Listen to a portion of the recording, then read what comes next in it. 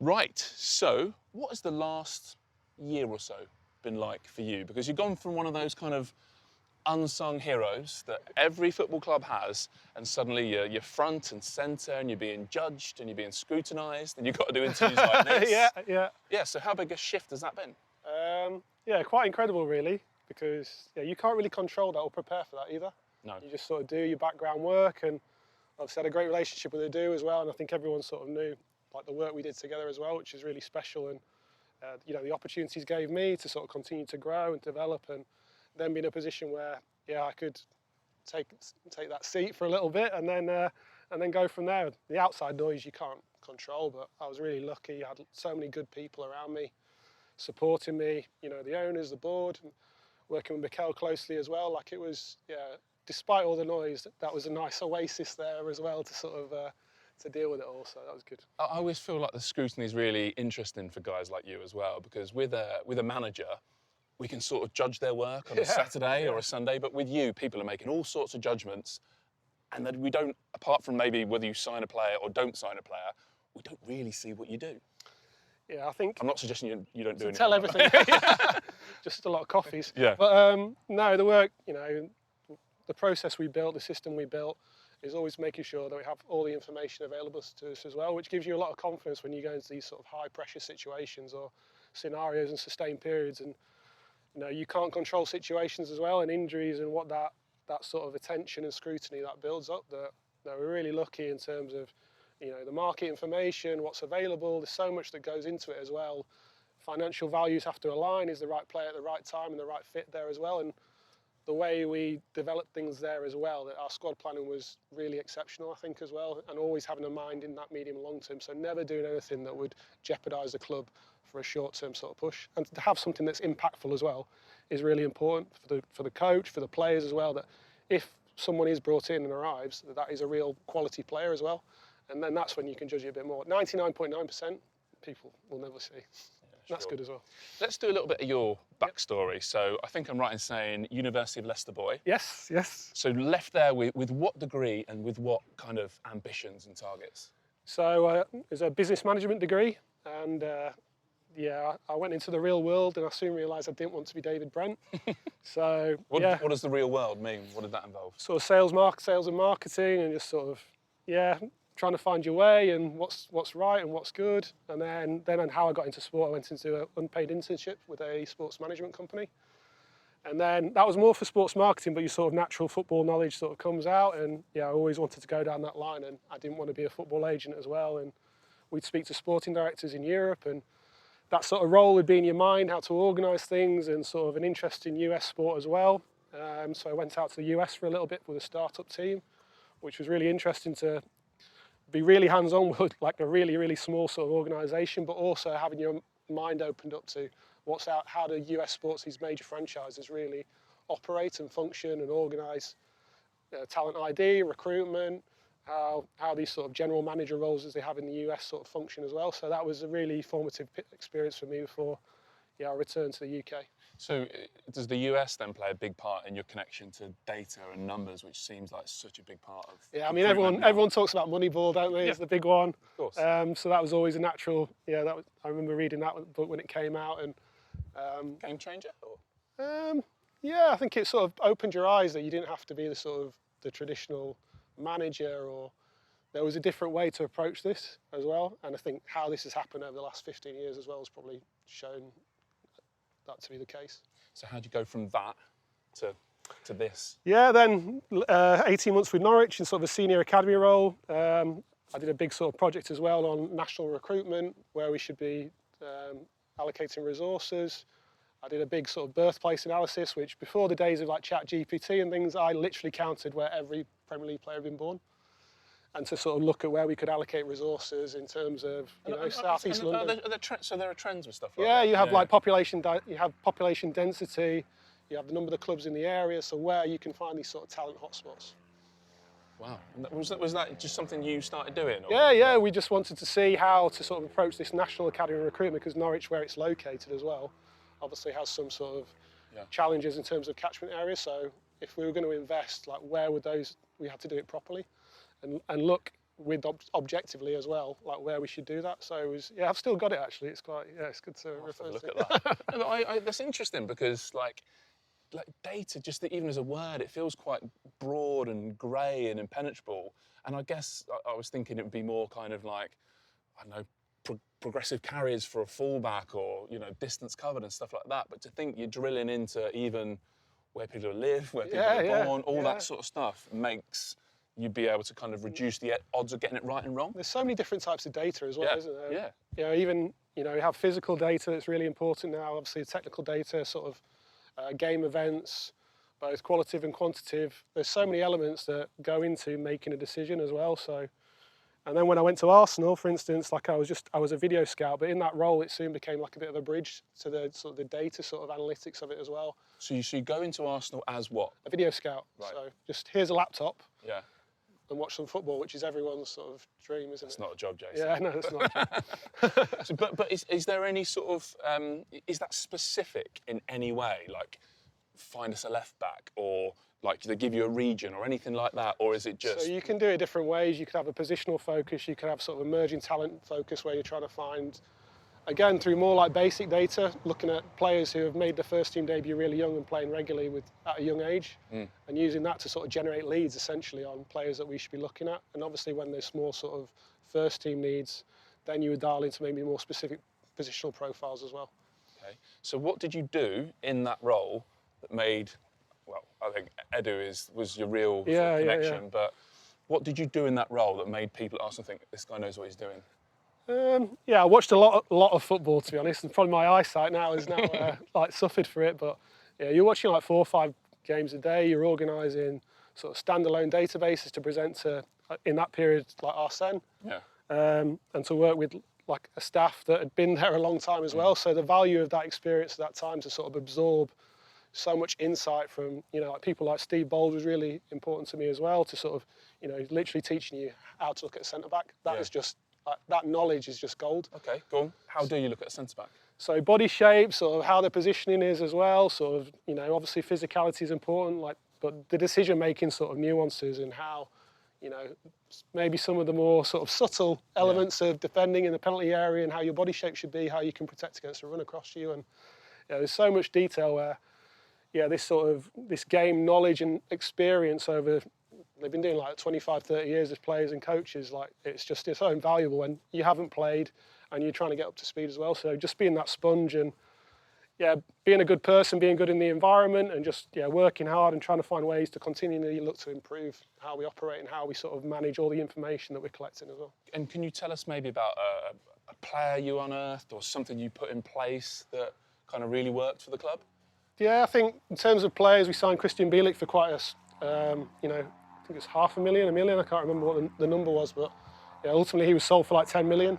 Yeah, that's quite a good profit early on. And then we completely changed like the reporting system as well. How scouting reports were organised, how we would channel the information to senior staff as well, and continue to look how to improve these processes and how this huge amount of information that you're sort of absorbing, how then you can deliver that in the right way to support decision makers to make the best decision possible at that time. Yeah, so I was thinking about that because your time at Arsenal coincided with a lot of change in those, well, I was going to say department, but actually across a few departments, I guess.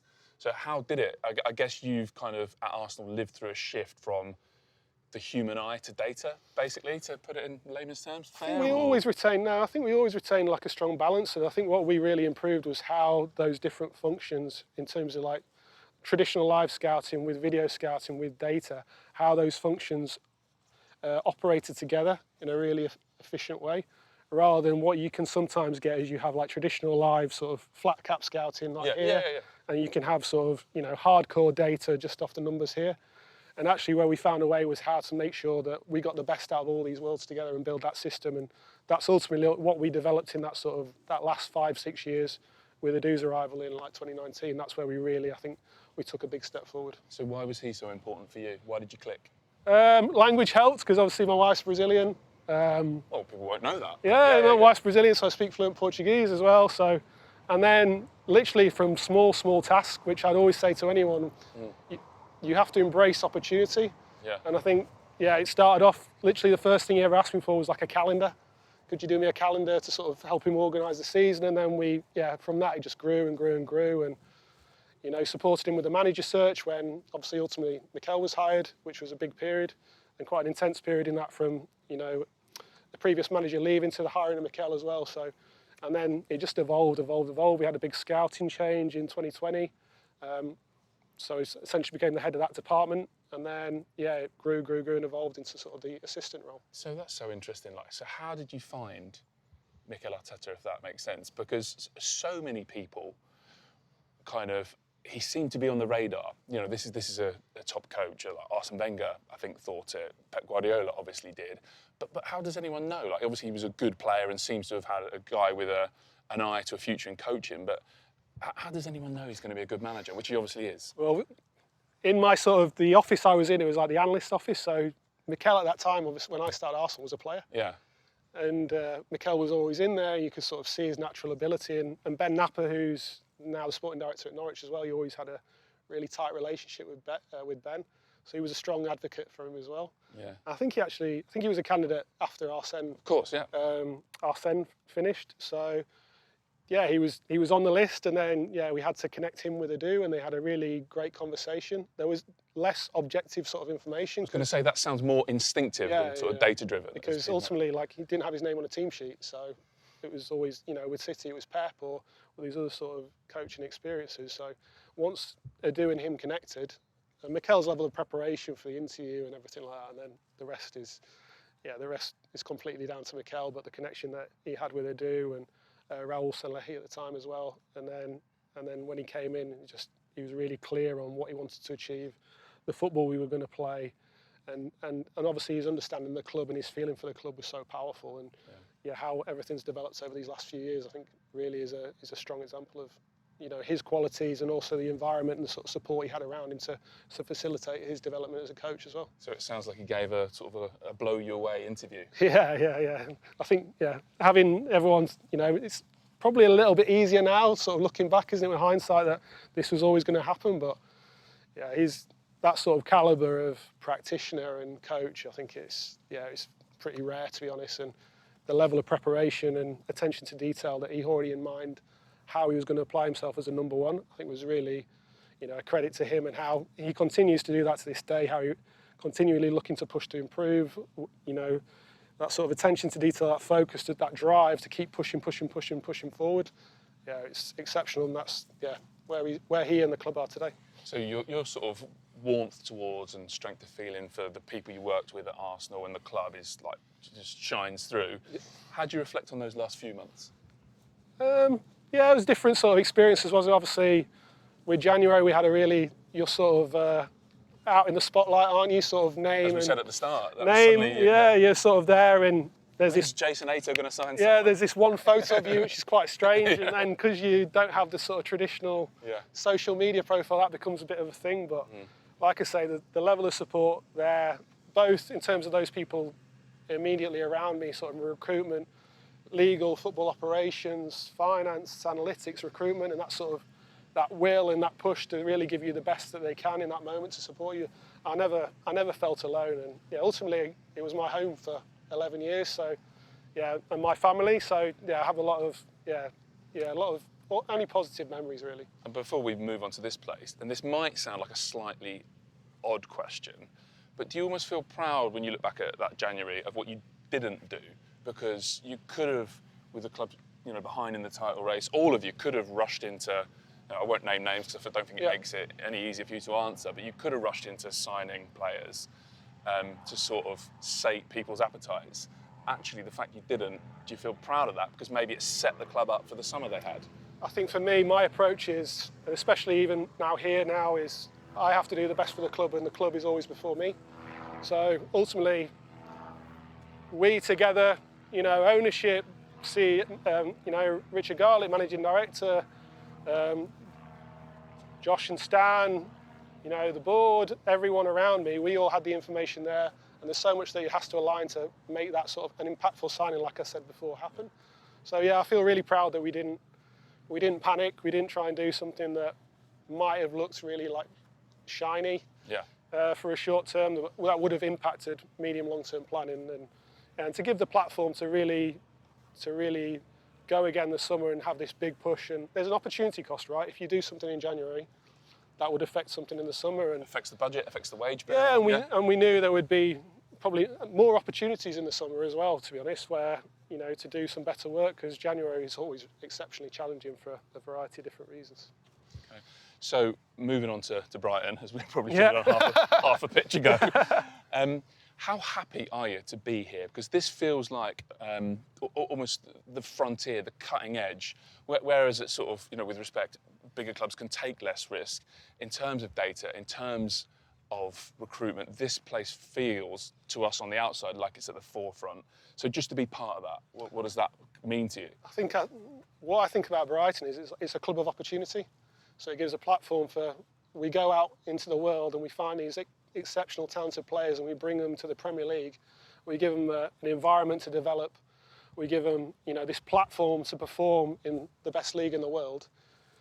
And we give opportunities to start. That's the same for staff as well. And it's also through the analytical work that people talk about, or any sort of work we push in all different areas to be innovative, is to find those opportunities where we can have the competitive advantage to be a disruptor, to challenge like these huge monster revenue in football clubs with resources that we will never have financially. But we also, we don't need to as well, because we have our way, we have our sort of model, and I think it's really special. I'm really excited to be here, and everyone, it's been so impressive just getting to know in a brief period already, to be honest. But you know, the quality of people here and the capacity we have to continue to push. And I think what's really just one real strong point is that I think sometimes people can see Brighton and it's a nice story, isn't it? Yeah.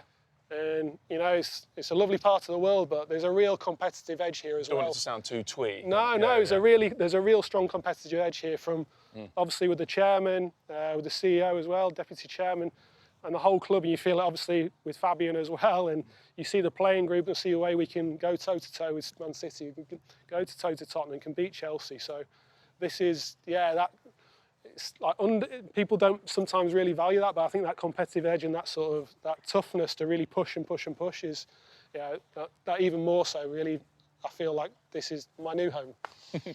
So how did the club do it? I know you've only been through the door a couple of weeks, but how, in terms of data recruitment, how so often do you think this club has beaten others to the punch on players? The chairman's obviously the huge part of it, isn't he? And his sort of company, and what they do has been proven for 20, 25 years. Have you been given the keys to the safe yet? A little bit, a little crack. I've not been given the full code yet, but yeah. The way the coverage is just incredible. Yeah. And that just makes your work more efficient when you get to the more sort of subjective sort of elements, really, to really dive down on a small group of players that you can really do some really quality work. So, yeah, it's the secret sauce, isn't it? But it's really, really special. So, and what counts as good data? Because we sort of talked about it as we were coming around the other side. There's so much there. How do you sort of weed out the bits that help you find a player? I think it's really what's the input in as well, isn't it? Like, what's the raw sort of element that goes into it for any extra sort of, secret sort of super intelligent stuff that's way too clever for us to sort of understand. But yeah, I think there's the technical data is really, and different clubs do it in different ways. So some might have more sort of in-depth detail on like the various sort of qualities of a player. Everyone looks at like XG, doesn't they? And high-value passes and things like that, where people are sort of comfortable with that. And then, but is it much more than that as well? Yeah, there's a bit more of that. Yeah, Here we go. Fair enough. So it's sort of, say like, I think it is position-led here, right? So say you wanted a left-back who maybe could double up as a wing-back. What sort of, is it like progressive carries? Is it distance covered? Are there certain kind of criteria for it? But let's use the example of a left-back, a certain kind of left-back. Is that? Yeah, style as well, and obviously speaking to Fabian as well has an important input of that, what fits into his team and what sort of characteristics we want from that player and that squad. So in terms of like a general squad build as well, you're always looking at various different components to see how you can put the best squad together possible. Like here we have a really exceptional squad, like there's a great squad depth here as well. And you would look at, if it's a centre-back partnership, how does all those centre-backs sort of combine together? If it's a left side unit, sort of left side number 8, left winger, how do their sort of qualities interact together as well? So Yeah, rather than it just being one sort of about that one player, it's how everything combines and complements each other. And what about sort of succession planning? Sort of the obvious position here would be like the holding midfielder, where it's just been hit after hit after hit. So if you're trying to find a player, when does that start? How many, like we're using the example of the January transfer window, but how long before a player is signed does the work begin? It can be 12 months ahead, it can be 24 months, it can be, we've had times at Arsenal where we were looking at players like 2 years before we actually ended up signing them, and that sort of depth of information, especially when you get into like the character of a player, it gives you such great confidence, because our job essentially is to manage risk and sort of minimise the risk when we sign a player that player can be successful. So we would be prepared for the summer transfer window well ahead. Yeah, that's like now. Yeah, and how sure do you have to be before you pull the trigger on a guy who, maybe hasn't played in a big European league? Do you want to be 75% sure? Is there a kind of way of measuring that? I think here helps a lot, doesn't it? Because they're used to being more forward on getting those young players earlier and having, like I say, this environment where we can bring them in and get them up to speed fairly quickly as well. So no, not really in terms of like that sort of confidence. I think what gives you, it wouldn't be like, oh, now we're really sure. This thing, like, it evolves. Right. Your sort of decision-making process, and as like the next depth, next layer of like the recruitment process and the evaluation process, and making sure everyone's really aligned. And like I say, the person is important, not just the player. Yeah. And how everything around that player can give him the best chance to be successful here. Yeah, that's actually been quite an interesting theme of this. I thought it would be more numbers and Moneyball and stuff like that, but actually, instinct, scouting, your eye, all these things still play a massive part. The human element's really important, because ultimately you have 25 players all together in the dressing room. Yeah. You have so many staff around that as well. So when we bring someone into our environment, we have to have the trust that this person can be a positive influence on everyone who's around here, and all the work that goes into putting these players on a pitch and helping them to perform. We want to know that that's respected and valued, and the player appreciates it, and ultimately, like, he knows that then he's in a good position to perform, rather than taking for granted. Like, the facilities here are incredible, aren't they, as well? So that knowing that this is there to help them perform, it's not just a nice thing. Like, this is a performance, it's a competitive thing. One last data question, and I know you weren't here at the time. So the club signed Belieber on the back of 6 stars, I think, for Lille. Like, so there is no data there, right? I mean, there obviously, but there must be. So how do you make a decision like that when there's such a small kind of input of data? I think that's where the chairman's, he's the poker player. He's the, that's where 6 games is a very, very small data sample. But I think when you see some qualities and just the bravery of the club here and the positive sort of player trading that's happened here as well, it gives that framework that, and when you see some qualities that are hard to find in the market, and having that sort of market understanding, that helps you be more aggressive at times. So the agility here is like second to none, really. So how do you then, I mean, there's almost a daunting element to this when a club seems to be sort of so sharp, so on top of things, and you're the guy who's got to come in and try and add something. How do you take this forward? Oh, the strength of the system is there, isn't it? So it's for me now, especially to adapt and to get an understanding of how everything works first, and then find ways where we can continue to push as well. And like I say, the club just wants to keep going and going and going, and we want to win trophies. We want to qualify for Europe regularly as well. We know that is really, really challenging, but that's what's so exciting here, is that we're going to keep looking at all little different ways that we can, these sort of marginal elements to help us push forward. And when opportunity opens up, to qualify for Europe or to win a trophy, like, we want to be there and in a strong position to take advantage of that as well. And I guess the other thing is, like, I've spoke to you almost exclusively about recruitment. That's actually just one section of your job.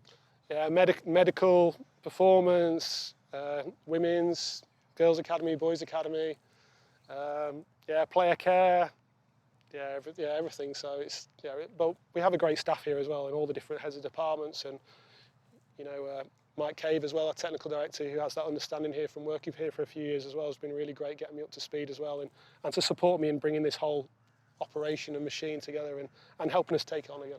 It's quite a big shift for the guy who used to just sit there watching videos. Yeah, a little bit, but it was sort of 11 years of going from that to having that understanding, and I learned a lot obviously from Adu as well, in terms of how to sort of fit in that role and how to approach it as well. And we always valued the human element there as well, and to really have a strong positive environment here too, because the way the environment is, the way it operates, if it's really at a high professional level, everything's efficient, everything's clean, everything's well organised, and then you put the human element onto it, the positivity, everyone feels good here, everyone feels engaged, so much more comes with that, and that translates to the players, and ultimately that translates onto the pitch and results. And as you've kind of already said, you're not just happy to be plucky little Brighton, punching them over the weight. There's hopefully trophies down the line, hopefully. Yeah, we know that. Bigger success than yeah, we know it's difficult, but the story of the club's incredible when you see like the resilience from, you know, to survive literally, and then from Tony's involvement,